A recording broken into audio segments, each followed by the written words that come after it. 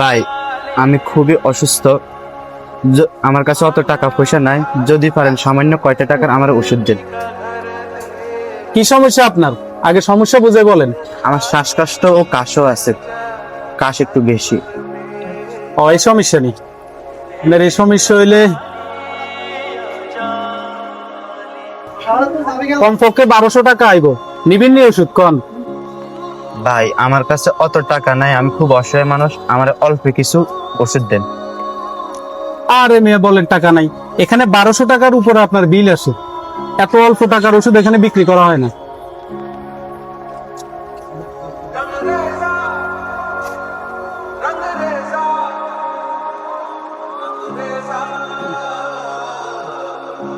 বসেন। কি হয়েছে শাহাদাত ভাই, উনি কেন বসে রয়েছে এখানে? আরে ভাই কইন না, উনি একটা সমস্যা নিয়ে আইছে। ওনার বিল আসে 1200 টাকার উপরে। উনি বলে যে সামান্য কিছু টাকার ওষুধ দিতে। আচ্ছা আমরা কি সামান্য কিছু টাকার ওষুধ বেশি? এখানে আমাদের হাজার হাজার টাকার কাজ কারবার, আমরা কি সামান্য কিছু টাকার ওষুধ বেশি? ভাই আমি খুব অসহায়, আমার কাছে অত টাকা নাই, উনি আমার ফিরে দিচ্ছিল ওষুধ কেনার মতো, আমার কাছে টাকা নাই। শাহাদাত ভাই, আপনি তো ওনার সাথে কাজটা ঠিক করলেন না।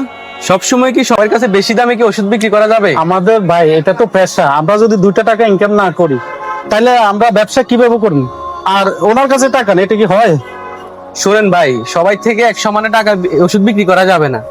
উনি একজন অসহায় মানুষ, দেখতেই পাচ্ছেন ওনার কাছে টাকা নাই। উনি আপনাকে এতগুলি খুলি বলার পরও আপনি কেন ওনাকে ওষুধ দেন নাই? আমরা তো টাকার হিসাবটা করতে হয় আগে। আমাদের সবসময় টাকার হিসাব করলে চলবে না, আমরা ওনাদের দিকে তাকাতে হবে। আসলে বিষয়টা প্রথমে আমি বুঝতে পারিনি। সবসময় আসলে আমরা লাভ খোঁজাটা ঠিক না। আচ্ছা ভাই একটু অপেক্ষা করেন, প্রথমে আমি বুঝতে পারি নাই।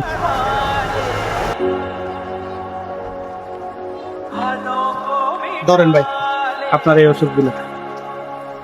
ভাই আমার কাছে বেশি টাকা নাই, আমার কাছে এই টাকাটা আছে। সমস্যা নাই, টাকা লাগবে না, সমস্যা নেই, আমরা রাখি দেন। আর আমাদের জন্য দোয়া করবেন যেন আমরা এরকম আরো ভালো কাজ করতে পারি। জান, ঠিক আছে।